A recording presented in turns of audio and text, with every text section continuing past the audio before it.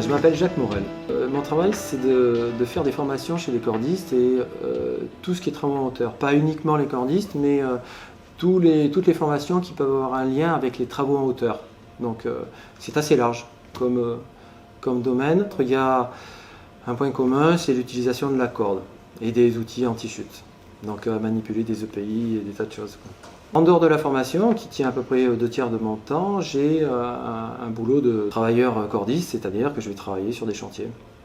Ce qui use les gants chez nous, c'est les cordes, principalement. Parce qu'on passe notre temps à descendre et à monter sur des cordes. Alors la descente, ça paraît évident parce que c'est une corde qui circule dans la main, puisqu'on tient la corde dans la main après l'avoir passée dans un outil, mais on la tient dans la main, et en fait, quand on descend le long de la corde, c'est vraiment la main qui nous tient et qui coulisse le long de cette corde. Ces cordes, elles sont abrasives. Si elles n'étaient pas abrasives, eh bien, on ne tiendrait pas, la corde elle serait coupée, donc voilà. Il faut qu'elle soit solide. Mais à la montée, pour être honnête, quand on regarde les stagiaires qui s'entraînent, ils sont en plus au départ, ils sont complètement crispés, ils sont à fond sur leurs outils quand ils montent, ils se coincent entre des outils, ils sont comprimés, tordus, ils se tordent les doigts, enfin...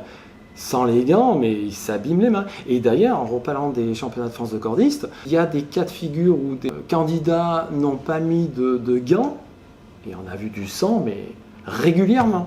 Donc les gants, pour nous, c'est... je vois pas comment on peut faire sans gants. Ou pour ma part, ça fait longtemps que j'ai tout le temps des gants.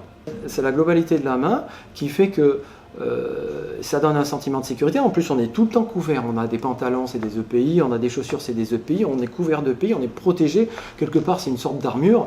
Il resterait que les gants. On a le casque sur la tête pour se protéger. Il resterait que les mains qui ne seraient pas protégées. Non, c'est juste pas possible. Combien de temps il faut pour qu'ils s'habituent à porter des gants? 2 jours. Alors, ceux-là, pour moi, ils sont bien. Parce que, d'une part, ils sont souples. D'autre part, ils sont près des doigts. Quand je regarde, en fait, je vois les phalanges, en fait. À partir du moment où j'arrive à voir les phalanges, ça veut dire que j'ai une préhension qui va être assez correcte. Les fabricants aujourd'hui, ils ont prévu les EPI, donc tout ce qui est descendeurs, bloqueurs, etc., pour qu'on puisse les utiliser avec des gants. Alors parfois avec des moufles, en exagérant un peu, mais avec ce genre de gants-là, je peux utiliser tous les EPI que j'ai l'habitude de manipuler.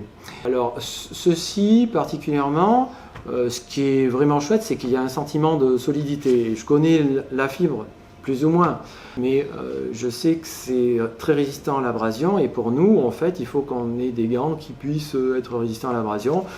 Et alors là, il y a un truc qui est bien sur ces gants, c'est qu'on peut quand même avoir ces 2 doigts là qui permettent de dévisser des viroles. Les viroles, c'est ce qui ferme les mousquetons.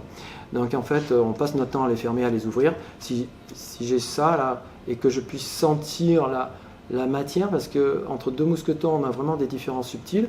Il y a des viroles qu'on peut visser juste par une petite impulsion.